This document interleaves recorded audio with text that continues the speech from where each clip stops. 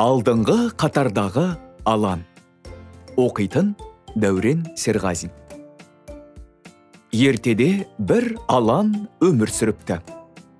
Ол өзінің достарымен күн сайын әртүрлі ойындарды ойнайды. Алан барлығының назарында болғанды ұнататын, өз күшіне әрдайым сенімдеді. Сондықтан, үнемі өзінің көшбасшылық қырын көрсетуден еш қысылмайтын. Бірде достар арқан тартысу ойынын ойнамақшы еді. Сонда Алан, «Мен бірінші болып тұрамын» деді. Енді бірде достар театр сахнасында көрсетілім қоймақшы еді. Сонда Алан, «Басты рөлді мен ойнаймын» деді. Келесіде достар мерекеге арналған әнді үйреніп жүрді. Мұнда да Алан, «Әндегі ең маңызды жолдарды мен айтамын» дейді. Үнемі осылай. Егер достары қарсылық білдіргесі келсе, Алан бірден ренжіп, қабағын түйіп, ұзақ вақыт сөйлеспейтін. Сондықтан да Аланды ренжітпеу үшін достары үнемі оған жол беретін. Бірде барлық балалар футбол ойнау үшін жиналды.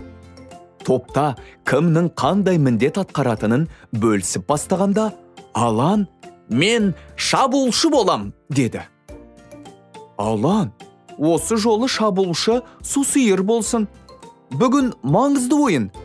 Біздің жеңгіміз келеді» деп командалас достары өтінді. «Бұларың не? Менің бас шабуылшы болуым қажет. Мен сендерді жеңіске жеткіземін» деп Алан қарсылығын білдірді. Балалар бір-біріне қарайлай бастады. «Мен сендерді бір рет болсын жерге қараттым ба?» деп сұрады Алан. «Жақсы, сен бас шабуылшы бол» деп ойын алаңына топ ойыншылары жабырқаулы күйде шықты. Бұл ойында олар қарсыластарынан жеңіліп қалды. Ал Алан болса бірде-бір рет гол соға алмады. Ойын аяқталған соң барлық жанкүйерлер өз үйлеріне тарады. Аланды достары қоршап алды. «Алан, сен бізге ренжітсең де, біз саған шындықты айтайық деп шештік» деді күшік. «Тағы қандай шындық?» деп онсыз да жаман ойыннан кейін көңілі түсіп жүрген Алан айқай салды. Күшік барлық достарының атынан, «Сен ойыннан уақытша шығасың. Бүгін біздің команда сен үшін ұтылды» деді. Басқа достары күшіктің сөзін қолдап, бастарын изеді. «Жоқ, біз менің кесірімнен ұтылған жоқпыз. Сендер бәрің маған допты дұрыс берген жоқсыңдар. Біресе қисық, біресе кештетіп бердіңдер» деп Алан ашулана бастады. «Біз шабуылшы сусиыр болсын дедік. Өйткені ол арамыздағы ең үздік шабуылшы деп айттық. Бірақ сен келіспедің» деді күшік. «Ал шөжек ішіміздегі әнді жақсы айтады. Бірақ өткен айда сен әндегі ең маңызды жолдарды айтамын деп мерекеге әннің сөздерін жаттамай келдің. Соның салдарынан біздің құттықтауымыз өте нашар болды» деді маймыл.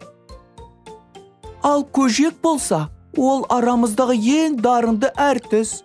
Бірақ сен оған да басты рөлді бермеймін, өзім ойнаймын деп қойылым үстінде сөздеріңді шатастырып, қойылымның күл талқанын шығардың» деп тышқан мен қоян да өз наразылықтарын білдірді. «Оның ешбірінде менің кінәм болған жоқ» деп Алан басын шайқады.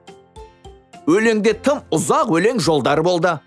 Ал қойылымда тым көп әртіс болғандықтан, кімнің не айтып жатқанынан жаңылып, сол жерде бәрін өз ойынан құрастыра бастадым. Әрдайым сен осылай, сен бүкіл жерде негізгі бірінші болғың келеді. Ал біз өз өнерімізді көрсете бастасақ, сен бізге ренжіп қаласың. Соған қарағанда, сен өзіңді ғана жақсы көресің. Ал біз және біздің өнерлеріміз саған маңызды емес сияқты» деп күшік соңғы сөзін айтты. Бәрі кері бұрылып қайтып кетті. Ал Алан болса, футбол алаңда жападан жалғыз қалды. Ойын баяғыда аяқталған. Ал Алан болса, ойын алаңының бір шетінен екінші шетіне доп теуіп жүрді. Кенеттен Аланның көзі Доңыз ағайға түсті. Доңыз ағай ойын алаңын тазалап жүрген. Өйткені тәрбиесі жанкүйерлер шырын бөтелкелерін лақтырып, шашып тастаған еді. Аланның көңілсіз жүргенін байқап, жақындады. Қалың қалай Алан? Бүгін ойын мүлдем алға баспағанын көрдім. Көңіліңді түсірме. Келесі жолы одан да жақсы ойнайсың, деді Доңыз аға. Мені енді командаға алмайды, деді ақырын Алан. Неге алмайды екен? Ондай болып тұрады. Бүгін сен бірде-бір гол соқпадың. Бірақ мүмкін келесі жолы жақсы қорғаушы болып, бірде-бір қарсыласты өз жағыңа шығармайсың, деп оны жұбатқысы келді Доңыз. Қорғаушы? Жоқ, менің шабуылшы болғым келеді. Бар мадақ тек бас шабуылшыға, бас әртіске немесе әншіге беріледі. Ал қалғандарын ешкім ескеде алмайды, деп Алан қарсылығын білдірді. Сонда, мен тазалаушы бола тұра, алаң сыртын және ішін жинамасам болады ма? Қалай болғанда да мен бірінші, алда болмаған соң мені ешкім есіне де алмайды ғой, деп сұрады Доңыз ағай. Қалай еске алмайды? Мен ылғи футбол ойнауға келгенде, таза алаңды көріп қуанам.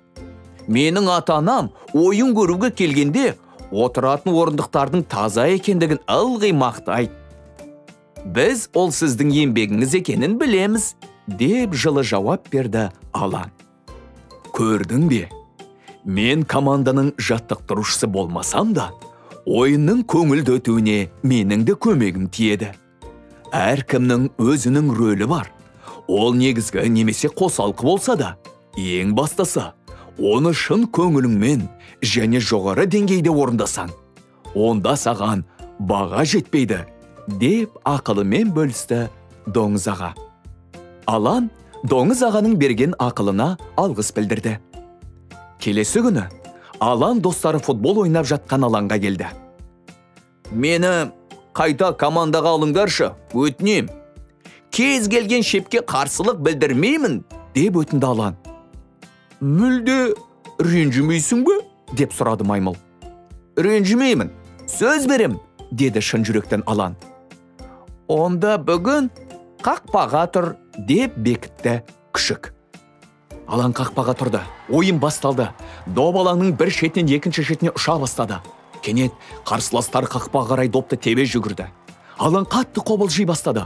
Ол жүрегінің дүрсілін естіп, доптан көзін алмады. Ойыншылар жақында да қарсылас допты қақпаға тепті. Алан секіріп, оны қағып алып жұмсақ шөпке құлады. Достары келіп оған тұруға көмектесті. Барлық алаңда допты қақпаға кіргізбеген үшін мақтап, оны арқасынан қаға бастады. Ойын жалғасуда. Алан өте бақытты.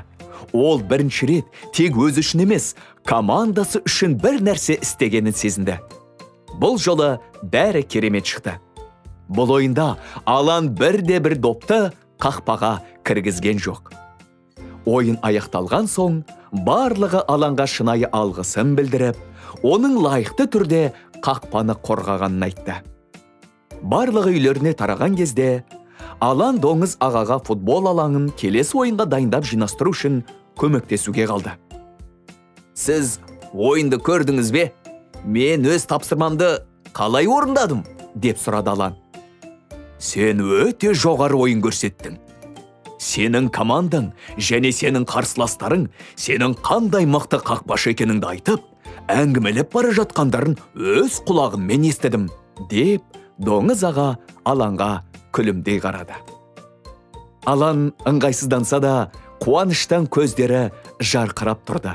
Алан өмірде барлығы өз орында болуы маңызды екенін ойша түйіп, өмірлік сабақ алды.